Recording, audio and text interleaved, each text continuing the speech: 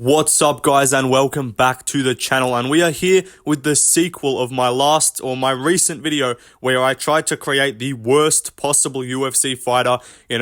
I gave him the chin of Matt Schnell, I gave him the power of Muhammad Mokaev, and I gave him the speed of Walter Walker. We made an absolute abomination of a fighter, so go watch that video if you haven't already. But now we're doing the opposite. We are going to make the best possible fighter on the planet to exist, apart from CM Punk. So obviously that's like the top bar, and we're making the second best fighter behind CM Punk. And so yeah, we're going to be using the best attributes from every fighter that I can find and trying to make someone who would be just unbeatable in the cage and a terror to deal with. But let's get into it. So right off the bat, I'm going to start with the chin of Max Holloway. Now, you could go with someone else, and like pound for pound, I think Holloway is the guy, but obviously in comparison, if you're going to get just someone with the chin of a heavyweight, it's probably better. But I'm looking in comparison, this guy has absorbed like the most strikes in UFC history, and he's only been like dropped to a knee by Gaethje, or like dropped to his ass once by Gaethje, and that's the only guy to drop him. He's been wobbled a couple times by Poirier in the rematch, but apart from that, this guy's chin has just looked unbreakable. I was going to go with someone like maybe a Cheeto Vera or someone who's got a really good chin too, but I think Holloway's just the most proven guy, the most tested chin in the UFC, and it's shown time and time again to just not be crackable. And I'd be surprised by at the rate this guy's career is going. I think it's Topuria or no one in terms of someone who might KO Max Holloway. But let's move on to the next attribute. I'm going to go with the cardio of Merab Dvalishvili, and I guess you could also incorporate that with like takedown spamming ability of Merab. Now, look, Volkanovski, great cardio. Holloway, incredible cardio. But I'm looking at like who in fights is just pushing the highest, hardest pace possible, and I do think it's Merab. Now, I wouldn't hate you if you said someone else. There's definitely guys that do have great cardio, but this is a guy who we've like recently, I'm talking like post like Moraes fight onwards, the cardio there was insane. It's like he almost levels up the cardio each time. Like the Moraes cardio was insane. Then even at altitude against Aldo, he was still pushing a really heavy pace when everyone else on that card gassed out. Even the championship fighters in the main event were just like, Leon was cooked. Like Costa and Rockhold looked dead. Merab, even though he wasn't able to spam his normal 50 takedowns, still pushed a pretty solid pace against Aldo. Then, in his next fight, first of a 5-rounder, shoots literally like 50 takedowns against Peter Yan, fails a bunch of them. So I'm not saying it's like he didn't score all the takedowns. That's why I don't have him in there in terms of pure wrestling. But this guy's cardio to push and like battle through adversity, walk forward, and just not give you anything, I think he does have the best cardio right now in the sport. EPO or not, I don't care if it's natural cardio or fucking PED cardio. You've got the cardio, it's there. So I'm taking Merab's cardio. Let's move on. Now we're going back to Max Holloway, and that's for striking volume. So in terms of who throws the most output on the feet, I do think it is Max Holloway. Obviously, he's landed the most strikes in UFC history, but I think on a fight-to-fight basis, we saw like Gaethje, he threw a bunch, but even that was probably like one of his lowest, I can't speak English, one of his lowest like output performances in terms of like average. But like the Cater fight, the Ortega fight, the Yair fight, he throws crazy pace, he throws crazy output. Not saying he has the best cardio on this list, but in terms of output, in terms of who's throwing the most strikes, if we got someone, you're going to see the power and stuff. We're going to talk about that in a bit. But if you're throwing someone who's got the speed of who I'm going to talk about in a sec, the power of who I'm going to talk about in a sec, and they're able to throw fucking 400 of those punches over 5 rounds, yeah, you're cooked if you're fighting this guy. Let's move on, though, to another person. Now we're going to go with the speed of Sean O'Malley. I do believe, pound for pound, maybe you could say like Aspinall is faster pound for pound, or Garn, like a heavyweight, is faster in comparison to the rest of their weight class. But O'Malley, I don't think there's a single guy quicker than him at bantamweight. Probably not a single guy quicker than him at flyweight either, to be honest. The speed is just nuts. When he counters, the speed of which he counters, the speed of which he just throws a bunch of combos, that knee against Cheeto, like the speed in which he just does shit on the feet is nuts. Like his fucking speed is insane. O'Malley, I think, is the only guy really to pick for speed. And I guess you could put accuracy too, or maybe you could go with Prime Connor for accuracy. But yeah, for speed, definitely O'Malley's the guy. Let's move on though. Now, I told Mario Rios I was making this video, and he said to me, left lane, you got to make sure you got the physique of Leon Edwards in there. So here you go, Mario Rios. This is his input into the video. You can go shout him out. If you guys don't know who he is, small creator. I'm showing him some love. But yeah, Mario Rios is big on the physique of Leon Edwards. If you haven't heard, I'm sure you haven't. It's a real niche kind of thing. Not many people know about it. But yeah, if you haven't heard him talking about Leon Edwards' physique, he says he's got the best physique in the UFC. So yeah, that's what we're going to go with here.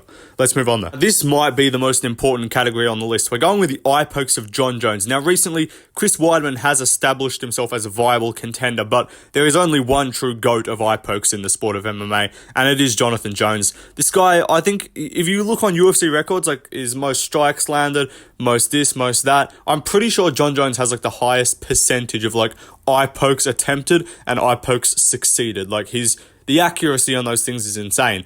Like if you gave a fighter the punching accuracy of which Jon Jones eye pokes with that accuracy, it'd be unbeatable.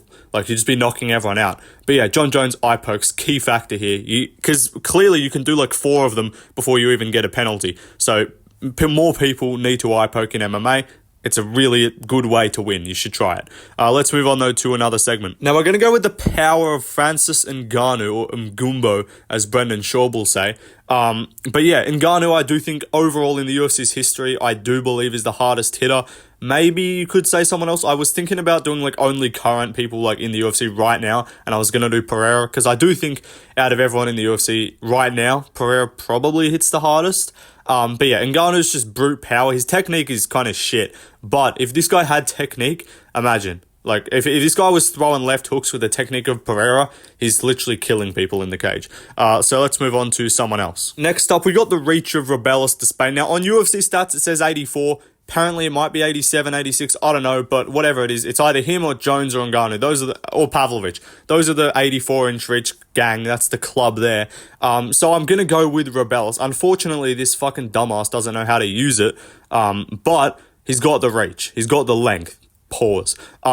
But yeah, he doesn't know how to use it, much like myself. Let's move on, though, to another category. Going with the boxing of Ilia Topuria. Now, a lot of people are going to be like, what do you mean? Max Holloway said he's the best boxer in the UFC. How could you say he's not?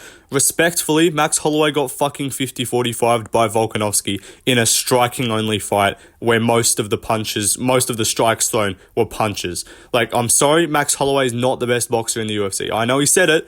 Doesn't mean it's true. I love Max Holloway, incredible fighter. He's on here for multiple attributes, but best boxer, no. Jan is another good shout. Peter Yan does have some very good boxing. Tom Aspinall is like a shout in terms of like pound for pound. He's the best heavyweight boxer, pretty clearly. Like Pereira's boxing itself is solid. But yeah, apart from that, like Strickland is like a kind of shout at middleweight, but in comparison, it's got to be someone in the lighter weight class. The technique there is just way better, and I do think it's Ilia. I hate to say it, I never want to utter this sentence again, but he did KO Volkanovski with boxing. There was nothing else involved in that fight. He leg kicked Volk like twice, but apart from that, he just outboxed Volk and KO'd him. So I'm going to say Ilia is the best boxer in the UFC right now. If I get proven otherwise, if Poirier goes out there and KOs Makhachev, I'll put him as the best boxer until he loses. But yeah, until I see Ilia get like outboxed, or dropped with a punch or shown to not be that good defensively wise with the boxing, yeah, I'm going to keep him as the best boxer. Let's move on, though, to another category. Next up, I'm going to go with the leg kicks of Alex Pereira. Now, you could go with like someone like a prime Jose Aldo or like a brain cells Justin Gaethje when he was just retarded and just fucking chopped your legs. There's a lot of great leg kickers in the sport, but I'm going to go with Pereira right now. Like, let's say like Martinez had gone out there and finished Aldo with leg kicks and gotten a third leg kick TKO, he'd probably be the guy. But right now, I do think Pereira is the number one guy in terms of the leg kicks. He's the guy that forces the most success with him. He hurts pretty much everyone that he fights with him. And yeah, he's the guy that's shown his leg kicks have just been a problem for everyone. So yeah, Pereira is going to be the guy for the leg kicks. Let's move on, though, to another category. Now I'm going to go with the leg kick defense of Jose Aldo. Now, we just saw it against Martinez. He shut down Martinez's whole game. that he got to the top of the, like, not top, but like, that's how Martinez got his name. That's how he got to the rankings, and how people were talking about him like, this guy's a dark horse of the division, man. You don't want to deal with Martinez's leg kicks. Aldo just checked all of those motherfuckers and said, yeah, here's some boxing. I'm going to punch you in the face real hard, and just smoked Martinez. So I do believe the best checker of leg kicks is Jose Aldo pretty clearly. I wouldn't say there is a close, like, I mean, there could be a close second, but I'm saying number one is pretty clearly Jose Aldo. Let's move on, though, to another category. Now I'm going to go with the body/head kicks and knees as well of Edson Barboza. The amount of kicks and stuff, KOs, TKOs this guy's got on the highlight reel, spinning kicks. You could make like a minute compilation of just Barboza spinning, kicking people's head into orbit. The knees as well, KO'd Quarantillo with a knee, KO'd Benny Dariush with a knee. But yeah, the head kicks, like, wobbled Kevin Lee bad, got probably one of the most highlight reel KOs of all time against Terry Edom with that wheel kick. He wheel kicked Yusuf in his last fight, and he's fighting this weekend. So if we see a knee or body kick or head kick TKO, we saw him cook Dan Hooker with the kicks to the body and stuff. So if we see this guy finish Lerone Murphy with a head or body kick, or a knee, then that just solidifies this position. I wouldn't say there's anyone that I can think of off the top that's better with knees and kicks. He's just so fast with them. He just snaps them out there and there's a bap, you're gone. Spinning kick before you fucking know it. But let's move on to something else. Next up, I'm rocking with the elbows of Prime T. Ferg. Now, it's a painful subject because I have to mention Prime because I can't talk about now. But Prime T. Ferg, when he was just rinsing RDA at altitude, smoking Barboza, beating up Cowboy, like Kevin Lee, like, this guy's elbows were nuts. He was just slicing you open with elbows, one of the best in the business at it. John Jones is another good shout. Hey, he has really good elbows, but I'm talking, like, overall, you saw there's a collage of all the faces of fucking people that Ferguson fought, Anthony Pettis too. There's literally a collage of all their faces, and they're just diced and sliced up, looking like they've fucking fell off a train. So yeah, T-Ferg in his prime, one of the best elbowers to ever do it. Let's move on, though, to another category. Next up, we're going to go with the round one of Khamzat Chimaev. Now, if this fighter can fight, like, I don't think anyone can beat Khamzat in a first round. I don't think anyone's going to ever drop him in a first, anyone's going to ever hurt him in a first, ever get close to a finish, submit him, take him down, anything. Even stop his takedowns. I just don't think you can succeed in the first round against Khamzat Chimaev. It just doesn't happen. This guy's a fucking wrecking ball in round one, and then he gasses. But if this guy could keep that pace the whole time, he literally is like a 20-time defending champion. But, unfortunately, he cannot. So we're going to need another round for him to be good in, and that's where we go to now. Now, this guy's going to have to take a break round, but he's coming back in round 3, like third round Romero, if you've ever seen him. If you guys don't know third round Romero, just go take a look at this guy's record real quick and the amount of KOs you'll see in round 3, or even in some fights where he goes to a decision. Like, I'm pretty sure against Whitaker, the round where he, like, rocked him bad was in the third. I think that was the case. But yeah, that Romero in the third, I'm pretty sure that's when he slept. Weidman with the knee. He's got so many finishes. That elbow TKO when he was, like, elbowing the guy on the ground. Was that? I forget who that was. Don't call me a casual. I know who I'm talking about. I'm just forgetting on the fly. But yeah, I know he's got like 5 KOs in the UFC in the third round or something like that. And he's even got a couple outside, like in Bellator, a couple finishes in the third round. This guy's nutty in the third round. So we got the round 1 of Chimaev, the round 3 of Romero. I kind of forgot I was going to put in 5th round Lawler, but I did forget, so you can include that now. But yeah, let's move on to something else. Now, we welcome back Jose Aldo, and we're going to put him in for takedown defense. Now, there are guys that statistically have better takedown defense than Aldo. He has been taken down a couple times, but who the fuck has ever just successfully wrestled this guy and been able to grapple him and hold him down? Like, there just ain't anyone. Marab did not take him down once. He's been taken down like a couple times. But when you're the striker that's fucking everyone up on the feet, obviously people's game plan, unless you're Connor or Holloway or Volk, everyone else is going in there to just wrestle you. There's a few other strikers, but even the other strikers just shoot takedowns on him.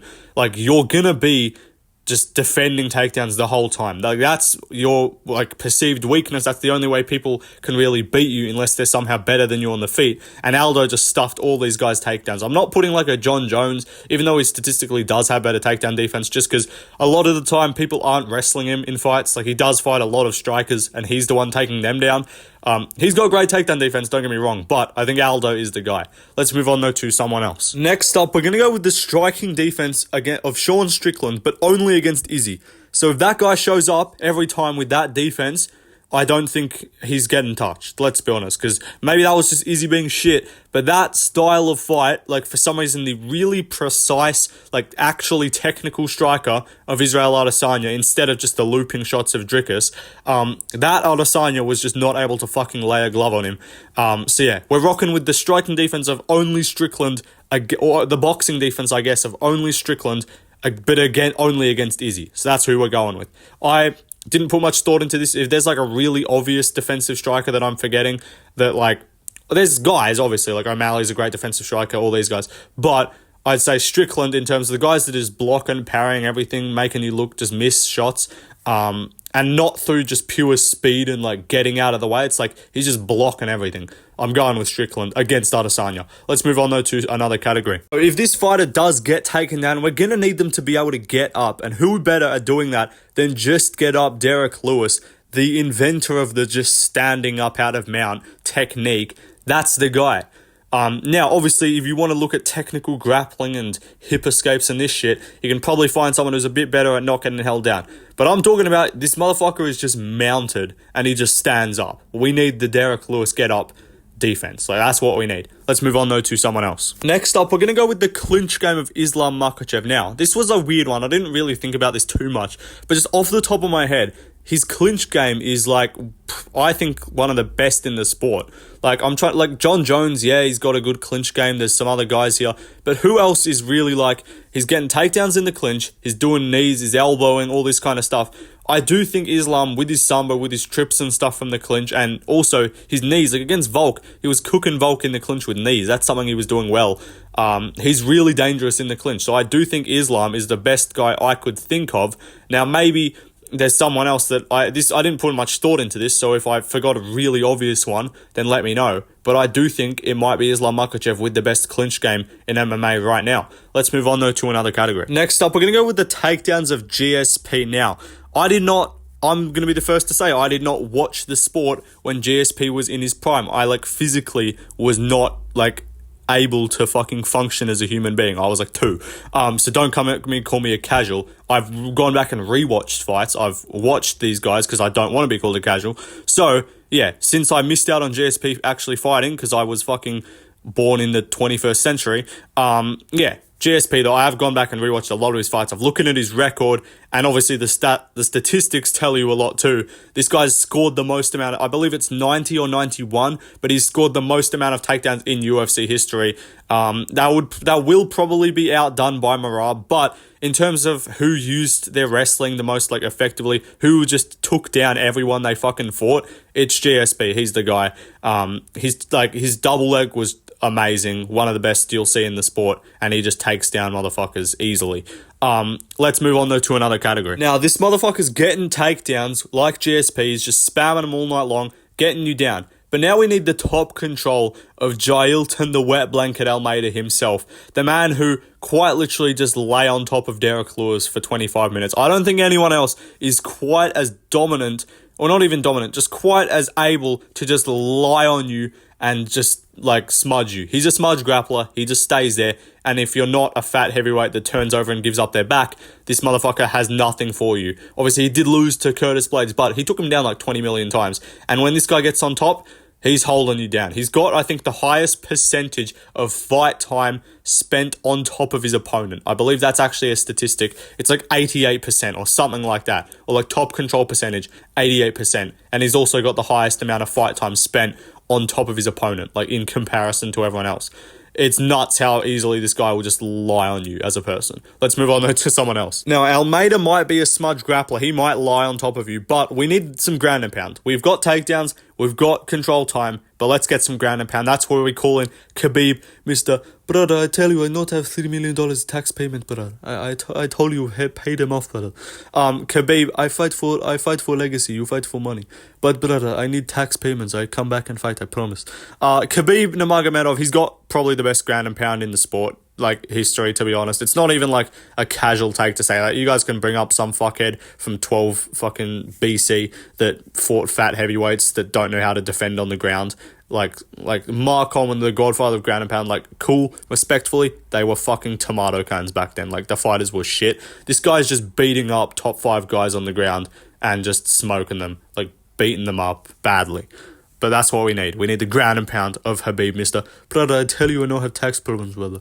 Let's move on, though. Stop. We need someone who's smart inside the cage. So I'm going to go with DJ, Demetrius Johnson, Mighty Mouse. I think probably displayed some of the best fight IQ in the sport. Like, Volkanovski's up there. He does have really good fight IQ, but I'm saying overall, I would say Demetrius Johnson, the traps he sets up, his craftiness, he's creating the game out there. He knows what he's going to go in there and do, and he just knows how to make you do shit and how he's going to do shit in the cage. It's no just swinging. There's no craziness. It's just pure technical, composed, understanding, knows what he's doing, goes in there and does it, and knows how to make it happen. He's one of the best at that. Let's move on, though, to something else. Next up, we're going to go with the outside cage IQ of Corey Sandhagen. Now, this is not... I promise this isn't just because he commented on my video when I had him as, like, A tier in the autism tier list, and he commented, agree. It's not just because of that, which does make him very smart, because he's a big fan of the channel. But I do think hearing this guy talk about the sport, hearing him talk about MMA, break things down, I do think he's one of the smartest guys. And I think if you got every fighter and got rid of their like camp and their corner, or like they didn't have anyone else to like prepare for them and you just like the fighter themselves has to game plan, I don't think Corey changes too much. I think there are a lot of fighters that rely on their coaches and stuff to come up with game plans for them and to give them instruction. I think Corey's a guy who can just break down the tape and know what he's watching, and you hear him talk, he knows what he's talking about. Let's move on though to another category. Next up, we got the submissions of Charles do Bronx Oliveira. Now Oliveira, statistically, it's just what you're gonna go with. He's got the most submissions in UFC. I do think he is the most dangerous submission grappler in the sport. Even like I'd say Islam, and even Islam was like he was getting close to a triangle against Islam. Like he had it in a position, he was still causing Islam a lot of trouble. Out of the guys he goes to the ground with, apart like even Arman, he had in a two submissions too, really tight ones. Pretty much everyone this guy's fought recently while he's in his prime, if he hasn't knocked him out, if he's actually gone to the ground with him, he has given them major trouble on the ground. In the submission department, he's subbing a lot of guys, and if he's not subbing you, he's giving you a real scare with the choke attempts, all that stuff. So yeah, Oliveira, pretty clearly the best guy for submissions in the UFC. Let's move on to someone else. Now we're going to go with being the best coach in history, and obviously we need Henry Cejudo. Guys, listen guys, I think he's going to wrap his hands up, you guys. I think he's going to walk out to the cage, you guys. I'm telling you, I knew Left Lane was going to put me in the video, you guys. I'm the best coach, guys. Cejudo, the genius himself, little Einstein. He's the smartest mind of all time in the game. He invented everything. He invented cornering. If you thought of a strategy, this guy thought of it first. That's just what's happened. Let's move on, though, to someone else. Next up, we're going to go with the trash talk of Conor McGregor. Yeah, 5'4" at least. Conor's got, I would say, the best trash talk in UFC, honestly. Like, Chael's really good. He's up there too. A lot of his stuff's funny, but prime Conor with the comebacks, the Mystic Mac, I predict these things. The Conor McGregor trash talk was elite. Yeah, 5'4" elite. Conor, you know anything about wrestling? I can rest my balls on your forehead. It was just elite. There's so many fucking Conor quotes that are just classics. But yeah, let's move on to someone else. Next up, we're going to go with the Dana White privilege of Colby Covington, the man who set out for a year and a half, coming off one win over Jorge Masvidal, and got a title shot. Dana White privilege to the finest. And the fact that Dana used to not like this dude. Remember when Colby was saying he wouldn't let Dana wrap the belt around him or something, or some bullshit like that, and then there's good luck with that kid. And now he's loving Colby, and he's it's the fight that makes sense, all that shit. Obviously there probably are guys with more Dana White privilege. There's other guys that get undeserved title shots, but this dude is I don't know how he managed to swindle his way into a fucking title shot a year and a half off. He lost to fucking Usman the first time, beats Woodley, gets a title shot again after a year off, and then he's managed to do it again, and then now he's probably going to fight one more time and then try and act like he deserves a title shot. So yeah, Colby Covington, Dana White privilege to the max. Let's move on though to someone else. Next up, we're going with the racial motivation. We've got two people here. We've got Drew Dober, of course, against the melanated folk, and then an underrated representative of the racism community is Song Yadong, because this man is undefeated against Latino fighters or anyone from that area, South America area or Mexican, any of that. Like Chris Gutierrez, Ricky Simone, Marlon Moraes, Cheeto Vera, this Julio Arce. This guy has beaten I don't think anyone that is because Kyler Phillips ain't from that area. So yeah, everyone that, and Peter Yan obviously isn't, everyone that this guy beats is just fucking Gutierrez, I think I already mentioned. Yeah, everyone this guy beats is all from fucking South America, Latin America area. But Drew Dober is the main one, of course. The melanated rage, the anti-melanin rage, I should say, that goes through his veins when he's fighting the Bobby Greens of the world. It's clear in the results. So we need that type of energy. And if we can find someone with the same attitude towards white guys and the same attitude towards like other like European guys or something like that, then we're sorted and this person can't be beat. Let's move on though to another category. Next up, just a quick one. We're going to go with the activity of 2020 Holland. I guess you could go Holland overall. This guy's already got like 20 something fights in the UFC. He's been there for like 4 years. It's actually kind of crazy. But yeah, if this guy's just going to be smoking people, torturing them, let's keep him active. And the only person really to do that suitably is Kevin Holland. So yeah, let's keep him in there and get him in there 6 times in a year.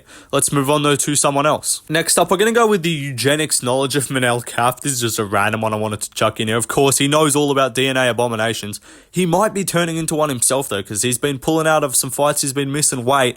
So yeah, it could be rough on Manel Kape. He needs to get in there and smoke Makayev.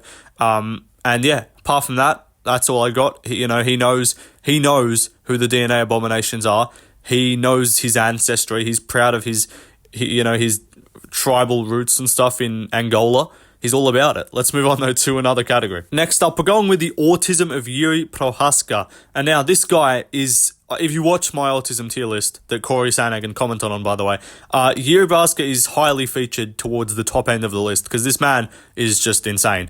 And we love it. The fighting style of the autism, it works wonders and it does him well. So yeah, we need that energy in the cage. Let's move on though to the final category. Now, the only real way to wrap it up is just to have a good partner to support you in your journey. And there's many people to go with here. If you're looking at loyalty and if you're looking at, someone that's been there from the start and a very notable and loyal, loving woman, you could go with the D. Devlins of the world. You could go with the, what's Holloway's wife's name? Alyssa or something? You could go with her, but I'm going to go with just pure looks wise. From what I've seen, I might be forgetting some people, but Ilia Topuria has done well for himself.